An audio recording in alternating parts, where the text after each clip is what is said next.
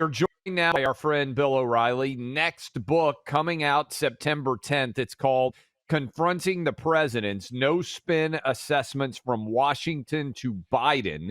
Latest article up at BillO'Reilly.com, linked on the website here as well at ClayandBuck.com. All right, Uncle Bill, I just told Buck, it feels to me like the left-wing media have sort of unleashed all of their missiles, all of their attacks at Joe Biden. And Joe Biden has essentially said, yeah, I'm the nominee. I'm not stepping down. What do they have left?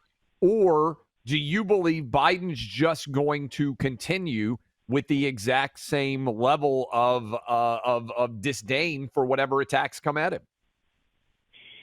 Well, the New York Times is an indicator because that newspaper is basically allied with the Democratic Party. There's really, they talk back and forth, and the Times advances the Democratic Party in pretty much every way. So they came out late last night with their second editorial saying Joe Biden has to step down. That means that the Joe has to go wing of the Democratic Party, which is headed by the Obamas in Martha's Vineyard, are believing that they can put massive pressure on Biden and he'll have to fold. A lot like what happened to Nixon during Watergate. Nixon in the beginning goes, I'm not going anywhere, and not going to do this, not going to do that. And then it got so untenable that he had to go. And that's what I think is going to happen here. So there's a big indicator Thursday night. Biden's holding a solo news conference. Now, to me, I don't know if he gets through that because the press is going to be blood dripping from their fangs Thursday early evening. And it's supposed to be about NATO, but nobody gives a hoot about NATO. Even the people at NATO don't care about NATO. They want to know who's going to be the Democratic nominee. If Biden slips up on Thursday, he'll be gone by the weekend because the pressure is not falling back. Joe and Jill can say whatever they want to say, but the big money power brokers in the Democratic Party clearly want him to step down from the nomination. Bill, if you had to just right now, determine who you think is at the current rate more formidable as an opponent to Donald Trump, who's clearly the Republican nominee, at least we know that much. Is it Biden or is it Harris when all's said and done, and why? Well, Harris is going to get the nod. There's no doubt about that because of the money. So the Biden campaign has $200 million. That money can't go to anybody other than the vice president by law, by campaign finance law.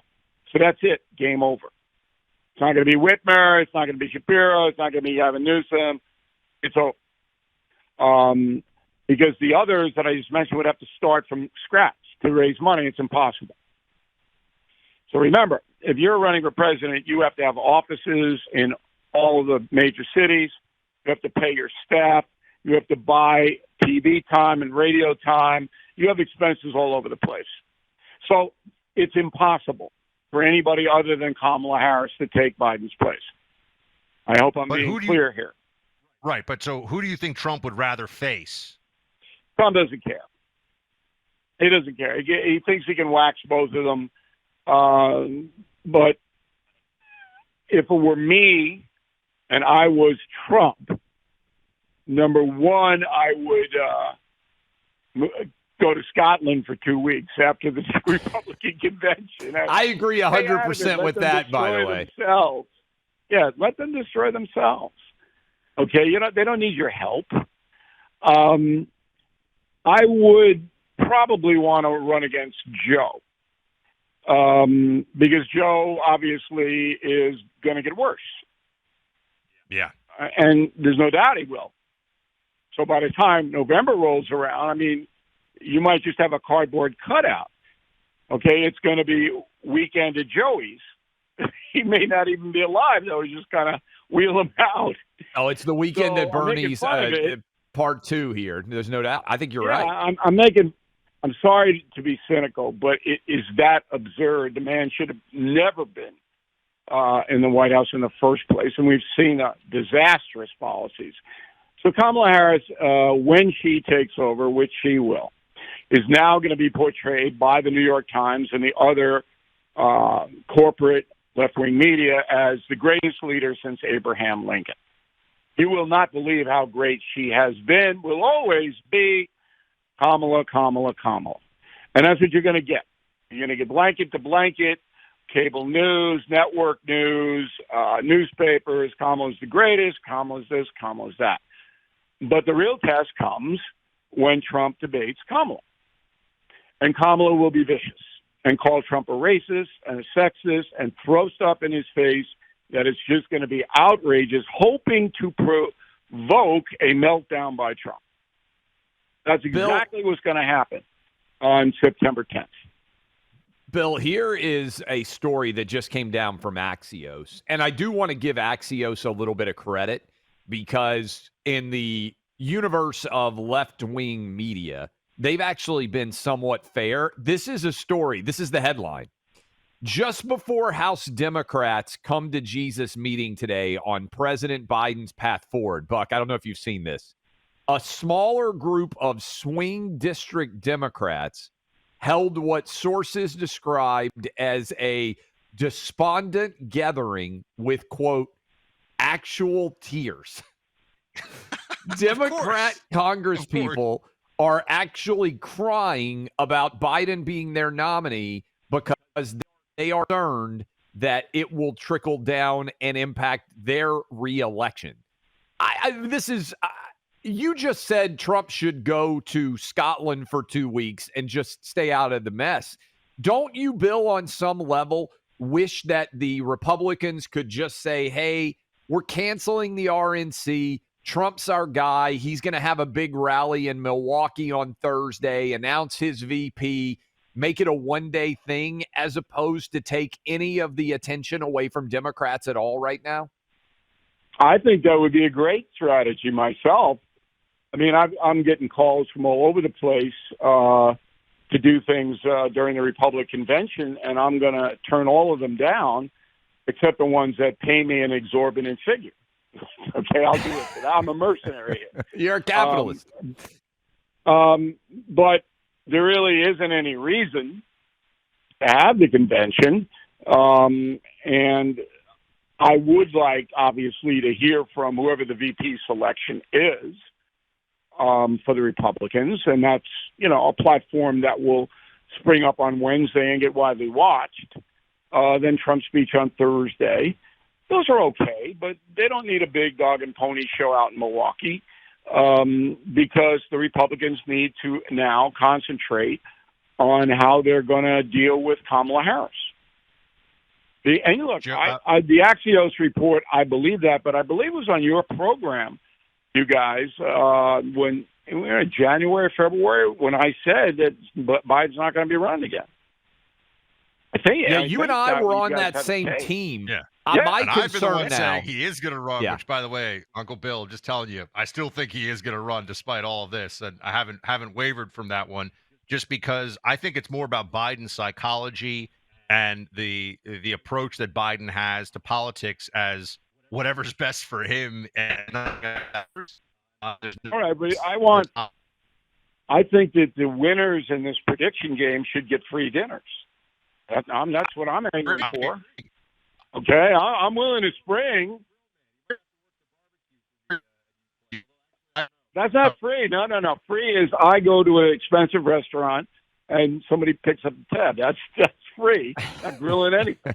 But look, what you're dismissing here is that Joe Biden is not in charge of Joe Biden.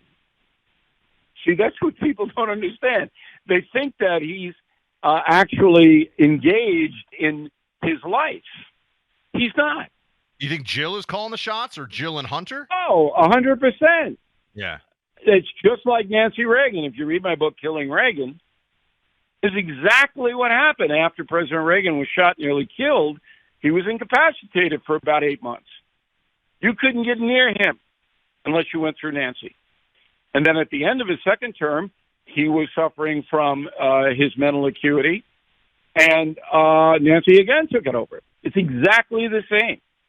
So Joe Biden doesn't wake up in the morning going, yeah, I'm going to kick some butt today and I'm going to be the nominee. He wants to know how he can get down to the breakfast room. That's what he wants to know. I mean, This is crazy. If you watch Barack Obama walk him off that stage in L.A., just watch that tape. I went through it with my mother. I know what I'm talking about. Speaking to Bill O'Reilly, everybody, go to BillO'Reilly.com for more of his analysis on this. The No Spin News assessments are up at BillO'Reilly.com. So, Bill, I also wanted to ask you about this, if I could. The sense, and I don't know how you handle this. I'm curious, because people keep talking about all this. They talk about Biden, they talk about Kamala, and there's this unspoken, because I think no one wants to say it out loud. How could Trump lose, given this reality? How do you approach that feeling? Okay. So you have to step back of your own circumstance. The problem with conservative America, and I'm not a doctrinaire conservative, either is Donald Trump. All right, I'm an independent, traditional American. That's what I am. But conservative Americans, a lot of them believe that it's so obvious. How come everybody doesn't think like me? It's so obvious that the open border is a catastrophe. Has cost $500 billion to the taxpayers of the United States. It's so obvious that this is unnecessary and that people are dying from narcotics because of it. So how come everybody doesn't think like me and condemn Joe Biden? That's what the conservative mindset is. Most of the people who listen to you guys. You have to step away from that. And you have to look at the circumstance of the people who support Joe Biden and the Democratic Party. Many are dependent on government. That's number one priority in their life. They are seeking entitlements to get them through life. That's a huge part of the Democratic vote, and they don't give a whit whether Joe Biden has to be carried off the stage on a stretcher as long as the Democratic Party are going to continue to fuel entitlements. The others are the identity voters who want white men, the white patriarchy, destroyed. They hate the white power structure. There's a lot of them. That's where Kamala Harris is going to get her base support from both of those constituencies. It should not be enough for her to win, particularly if Hispanic Americans continue to flow to Trump. That's why I believe Trump's best VP would be little Marco Rubio. Have you told Trump that, by the way, that you think he should pick Rubio as his VP? I don't tell Trump anything. Mm-hmm. Trump wants to talk to me. He knows my number. He calls occasionally, and I always keep that private. Okay? The best VP candidate for Trump is Nikki Haley. But Trump does not like Nikki Haley, nor do I. She is an entitled woman. I don't like the whole aura that she brings. However, she is whip smart. She could run this country. She could run it, right, in a responsible way, and independent women voters like her. If I'm Trump, that's my VP pick. It will not be his.